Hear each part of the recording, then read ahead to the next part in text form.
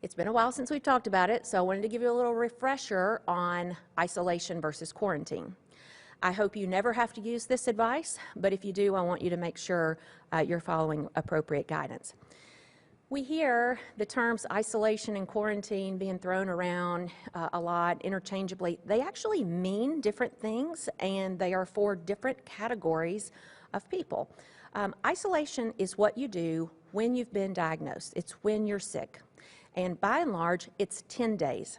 It's 10 days from the time of symptom onset. And after 10 days, if your symptoms are better and you've been fever-free for at least 24 hours, you're good to go. If you never develop symptoms in the first place and you're asymptomatic, it's just 10 days from the date of the test. Now, here's the tricky part that really trips up a lot of people.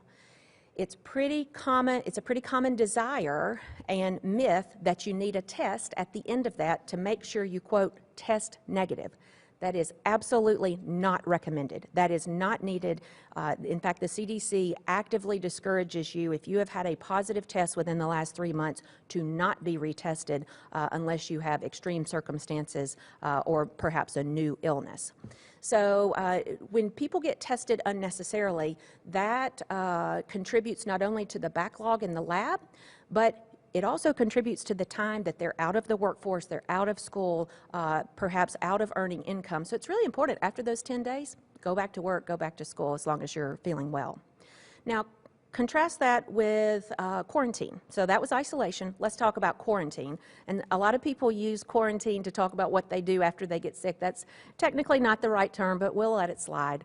But for quarantine, that's what you do after you've been exposed to a confirmed case.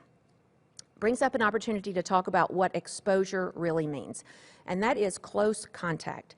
It is not passing by somebody at the front desk. It's not meeting someone in the hall or seeing somebody from across the room. It's defined as less than 6 feet for 10 minutes or more.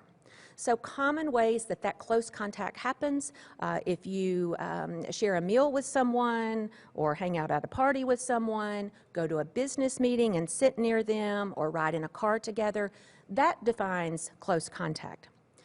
If you've been exposed to somebody within that close contact realm, you need to quarantine at home for 14 days.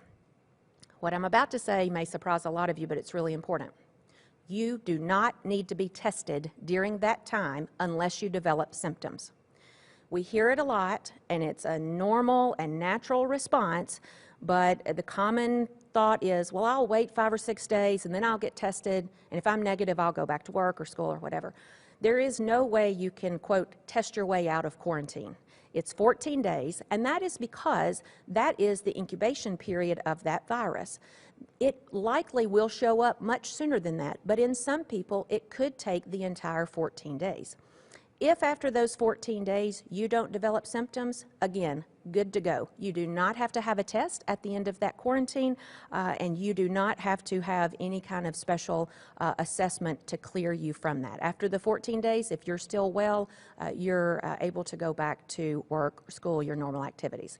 So again, I hope none of you ever have to use either of those, but if you do, I want you to have the best guidance.